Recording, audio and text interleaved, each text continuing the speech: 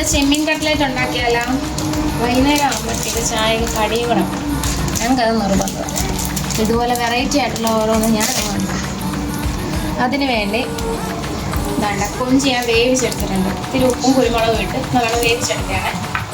അതുപോലെ തന്നെ കിഴങ്ങ്, ഞാനൊരു മീഡിയം സൈസ് കിഴങ്ങ് എടുത്തിരിക്കുന്നത്. സവാള 3 എണ്ണം എടുത്തിട്ടുണ്ട്, മീഡിയവ. ഇഞ്ചിയും വെളുത്തുള്ളി പച്ചമുളകും കൂടെ ചെറിയ പൊടിയായിട്ട് അരിഞ്ഞത്. ഞാൻ എരിവിന് ആവശ്യമുള്ളത് എടുത്തിട്ടുള്ളൂ. ഇവിടെ ആർക്കും എരിവ് അത്ര വേണം, അതുകൊണ്ട് ഒരു പച്ചമുളകേ എടുത്തിട്ടുള്ളൂ. മല്ലിയില, കറിവേപ്പില, പിന്നെ നമ്മുടെ മസാലകൾ. മല്ലിപ്പൊടി എടുത്തിട്ടുണ്ട്, കുരുമുളക് പൊടി, മസാല. ഇതാണ് മെയിൻ ഐറ്റം നമ്മുടെ വീട്ടിൽ തന്നെ പൊടിച്ച സാധനമാണ്. പിന്നെ പെരുജീരകം, മഞ്ഞൾപ്പൊടി, മുളക് പൊടി. ഇത്രയും ഇൻഗ്രീഡിയൻസ് ആണ് നമുക്ക് വേണ്ടത്. നമുക്കെന്നാൽ തയ്യാറാക്കാം.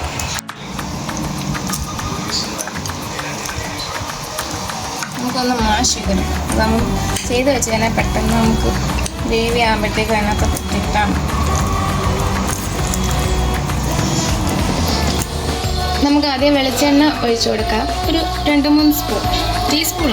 ഇഞ്ചിയും വെളുത്തുള്ളി പച്ചമുളക് കുഞ്ഞായിട്ട് അരിഞ്ഞു. ഇഞ്ചി വെളുത്തുള്ളിയുടെ ആ പച്ചമണം മാറി നമുക്ക് സവാളയും കൂടി ഇട്ട് കൊടുക്കാം.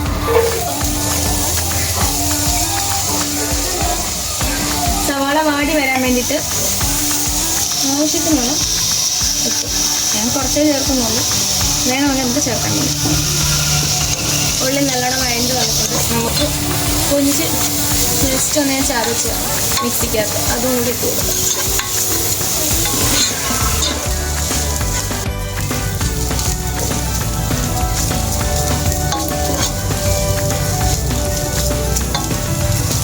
നമുക്കിനി ഇതിനകത്തോട്ട് പൊടികൾ ആഡ് ചെയ്ത് കൊടുക്കാതെ.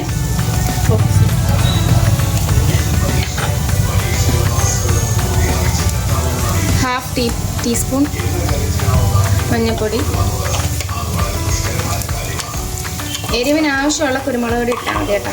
കുഞ്ഞിനും കൂടെ കൊടുക്കുന്നത് ഞാൻ കുറച്ച് ഇടത്തുള്ളൂ, ഹാഫ് ടീസ്പൂൺ ഇടുന്നുള്ളൂ. ഹാഫ് ടീസ്പൂൺ പെരുംജീരകത്തിൻ്റെ പൊടി, 1 ടീസ്പൂൺ മല്ലിപ്പൊടി, ഹാഫ് ടീസ്പൂൺ മുളക് പൊടി. പിന്നെ നമുക്ക് വേണ്ടത് മസാലപ്പൊടി. ഇത് ഞങ്ങളുടെ അപ്പൂപ്പൻ്റെ കൂട്ടാണിത്. ഒരു 1/2 ടീസ്പൂൺ ഇട്ടിട്ടുണ്ട്. നമുക്കിത് മിക്സ് ചെയ്ത് കൊടുക്കാവേ.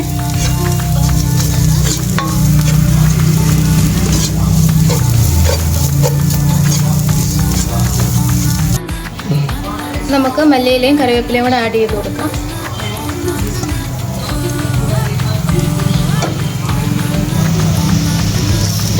മിക്സ് ചെയ്തതിന് ശേഷം വേവിച്ച് അടച്ച് വെച്ച് കിഴങ്ങും ആഡ് ചെയ്ത് കൊടുക്കണം.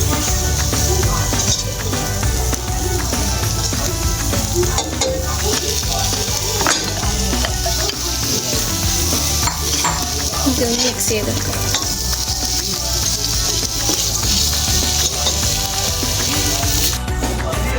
നല്ലോണം മിക്സ് ചെയ്തെടുത്തിട്ടുണ്ട്. നമുക്കിനി ഫ്ലെയിം ഓഫ് ചെയ്തതിന് ശേഷം വേറൊരു പാത്രത്തിലോട്ട് മാറ്റി വെക്കണം.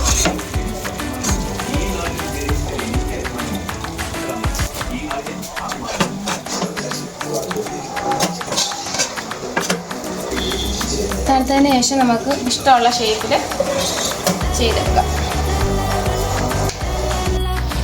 കോട്ടിങ്ങിന് വേണ്ടി നമ്മൾ 2 മുട്ടയാണ് എടുക്കുന്നത്.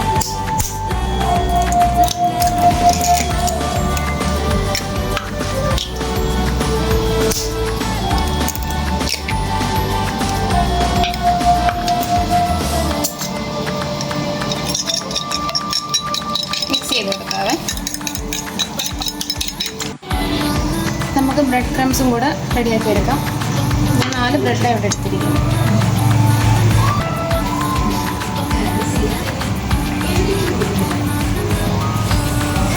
നമുക്കൊന്ന് പൊടിച്ചെടുത്തിട്ട് നമ്മുടെ ബ്രെഡ് ക്രംസ് പൊടിച്ചെടുത്തിട്ടുണ്ട്. നമുക്ക് കട്ട്ലേറ്റ് റെഡിയാക്കി ഇടാം.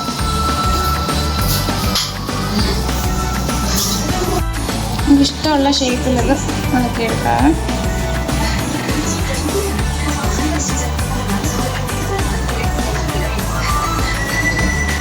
ഞാൻ ഈ ഷേപ്പാണ് എടുത്തത്. നമുക്കിത് ബാക്കിയുള്ളത് അതുപോലെ ആക്കിയെടുക്കാം.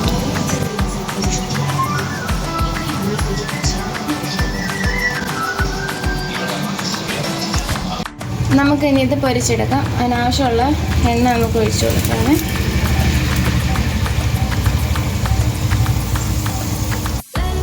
എണ്ണ ഇവിടെ ചൂടായിട്ടുണ്ട്, നമുക്കിത് പൊരിച്ചെടുക്കാം. ഓക്കെ,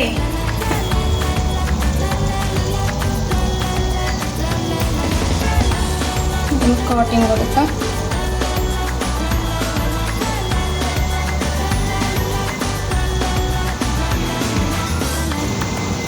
നമുക്ക് ബാക്കിയെല്ലാം പൊരിച്ചെടുക്കാനായിട്ടുള്ളൂ. ആയിട്ടുണ്ട്, നമുക്കിത് ഒരുമിക്കാം.